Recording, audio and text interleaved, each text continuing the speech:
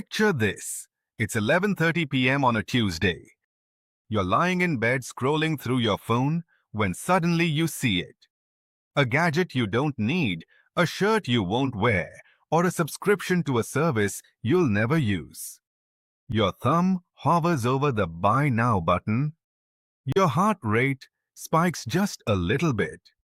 You click it, and immediately a wave of relief washes over you. For exactly 4 minutes, you feel safe. You feel secure. You feel like you've accomplished something. Then the email confirmation arrives, and the guilt sets in like a heavy jungle fog. Why did you do that? You're trying to save money. You have bills piling up like dead leaves in the corner of your cave. Yet here you are, trading your hard-earned bananas for stuff that brings zero survival value. It feels like a glitch in your operating system, doesn't it? Like your brain is actively sabotaging your own safety. Here's the twist. Your brain isn't sabotaging you. It's trying to save your life. The problem is, your inner monkey is operating on software from 50,000 years ago, and he thinks that clicking checkout is the same thing as finding a hidden stash of food before winter hits. In this video, we're going to open up the hood of your psychology, meet the panic-stricken monkey running your wallet, and figure out how to stop him from bankrupting your future just to soothe his present-day anxiety. Let's be honest about what's actually happening here. We like to call it retail therapy, which sounds sophisticated, like we're prescribing ourselves medicine. But really, it's just emotional regulation via credit card. You had a hard day at work. Your boss criticized your project. Or maybe you just felt overwhelmingly lonely. Or perhaps you looked at your bank account and felt a sudden spike of terror about the future. Your brain registers this feeling as pain. And just like if you touched a hot stove, your brain wants to make the pain stop immediately. So what does your brain do? It searches for the fastest available dopamine hit. It doesn't want to exercise because that takes effort. It doesn't want to meditate because that takes silence. It wants a banana. In the modern jungle, a banana isn't fruit. It's a package arriving at your door in 2 days. When you buy something, your brain releases a hit of neurotransmitters that says, "Good job, we secured resources, we are safe." It's a chemical hug. But here's the catch. The hug lasts about as long as the unboxing video. This is where the monkey mind gets tricky. Imagine you have a little monkey sitting on your shoulder named Scarcity. Scarcity is constantly scanning the horizon for threats. When he feels stress, he screams, "We need more stuff to feel safe." So you buy the stuff. But because you spent the money you were supposed to save for actual safety, like rent or emergency funds, Scarcity actually gets more anxious next month. So what does he do? He demands more stuff to soothe the new anxiety. It's a vicious cycle where you spend money to feel safe, which makes you less safe, which makes you spend more money. You are literally paying an anxiety tax to a monkey who doesn't understand how banking works. To understand why we do this, we have to look at the hardware. Deep inside your skull, you have an ancient piece of equipment called the amygdala. This is the threat detection center. In the ancestral jungle, if you didn't have enough food stored up, you died. Simple as that. So somehow, the amygdala evolved to panic whenever resources looked low. It releases cortisol, the stress hormone, to motivate you to go out and gather more bananas. The problem is, your amygdala doesn't know the difference between no food in the cave and low balance in the checking account. To your primitive brain, a low bank balance is a death sentence. Then you have the prefrontal cortex, the rational CEO of your brain. This part knows that buying a $150 pair of sneakers won't actually fix your savings account. But here's the science kick in the teeth. When cortisol levels are high, the prefrontal cortex literally goes offline. It's like when your phone goes into low power mode. The fancy apps stop working. The rational brain gets hijacked by the emotional brain. You aren't making a logical decision. You are reacting to a chemical alarm bell ringing in your head. You aren't shopping. You're surviving.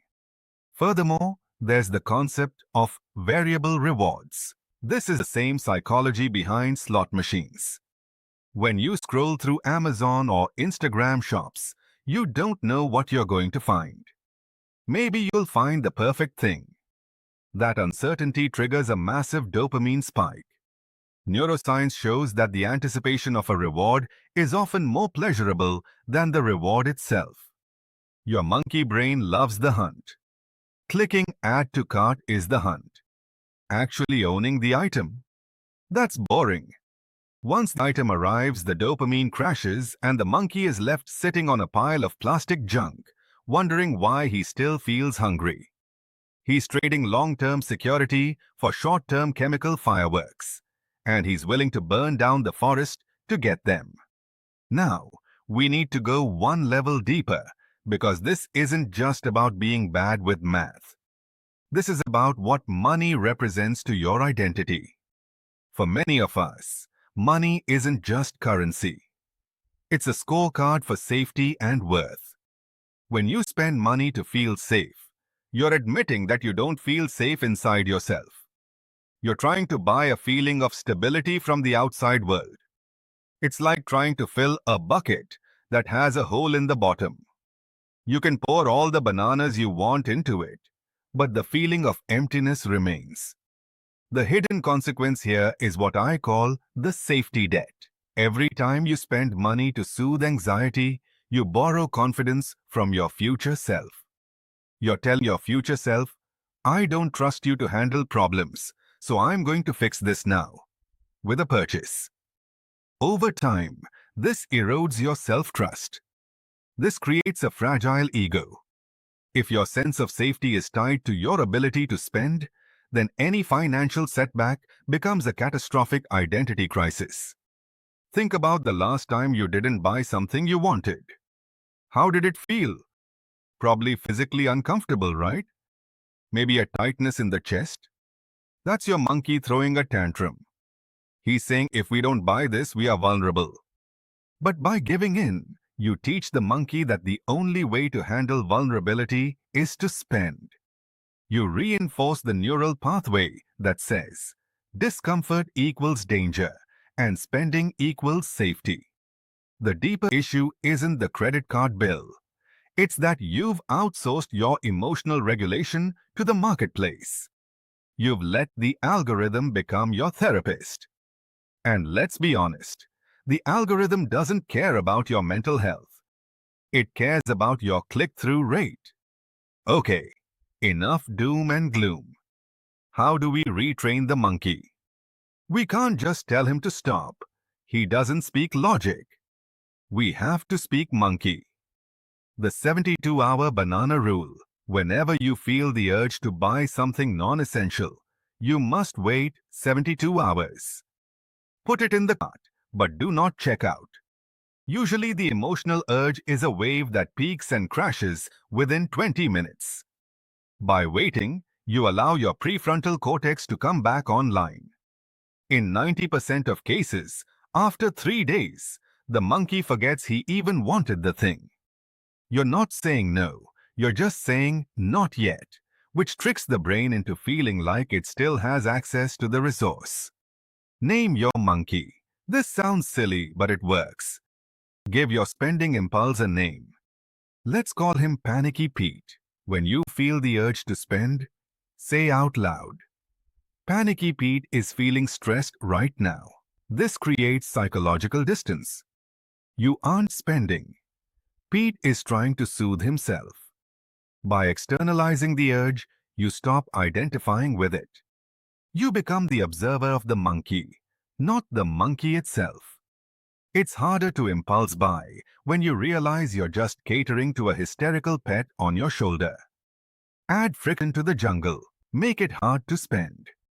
Delete your saved credit card numbers from browsers and apps. Unsubscribe from marketing emails that trigger the hunt. If you have to get up, find your wallet and type in the 16-digit code manually. You create a friction point. This pause gives your rational brain time to intervene. Think of it like putting a lock on the banana cabinet. The monkey is lazy. If he has to work too hard for the treat, he might just go take a nap instead. The safety jar. Visualization. Instead of spending money to feel safe, save money to feel safe. But make it visual. Open a separate savings account named Freedom Fund or Sleep Well Money. Every time you resist a purchase, transfer that amount into this account. Watch the number go up. This rewires the dopamine hit. Now, not spending gives you the chemical reward. You're training the monkey to feel safe when the number goes up, not when the package arrives. You're turning restraint into a victory condition. Find non-money soothers. Your monkey needs comfort, but it doesn't have to cost bananas. Make a list of 5 things that soothe you that are free. When the anxiety hits, you must do one of these things before you're allowed to shop. Often, you'll find that the need was for comfort, not commerce. You were hungry for connection, not consumption. Feeding the real hunger stops the monkey from screaming for the fake food. So, what happens when you actually do this? What's on the other side of stopping the panic spending? It's not just about having more money in the bank, although that's nice. The real payoff is neurological. You start to rebuild trust with yourself. Every time you feel the urge to spend and you don't, you prove to your brain that you can handle discomfort without a bailout. You are strengthening your prefrontal cortex like a muscle. The anxiety doesn't disappear, but your relationship with it changes. You stop fearing the feeling of not having enough because you know you can survive it. Imagine waking up in the morning and not feeling that low-level hum of financial dread. Imagine looking at your bank account and feeling calm instead of checking it like a bomb disposal expert checking a wire. That is true safety. It's not the stuff you own. It's the knowledge that you are resilient. Your monkey will still be there. He's never going to fully leave. But he stops driving the car. This shifts your entire identity. You move from being a consumer who reacts to every emotional trigger to a creator who builds security over time. You stop trying to buy a personality and start building a life. The jungle is still chaotic. The predators are still out there. But you're no longer throwing your resources away in a panic. You're storing them. You're preparing. And there is a profound, quiet confidence that comes from knowing you can sit with your own anxiety without needing to swipe a card to make it go away. That is the ultimate freedom. If you've ever felt like your wallet has a leak that only opens when you're stressed, know that you're not broken. You're just human, operating with ancient equipment in a modern world. But now you know the trick. You know that the monkey is just trying to help, even if he's terrible at math. Take one of those strategies, maybe the 72-hour rule, and try it this week. See if you can outsmart the impulse. If this video helped you understand your own brain a little better, do me a huge favor and hit that like button. It helps the algorithm find other monkeys who are lost in the jungle of their own spending habits. Subscribe the channel if you want to keep taming your mind, and consider joining the membership for exclusive deep dives into behavioral psychology. Thank you so much for watching, and remember, don't let the monkey drive the car. I'll see you in the next one.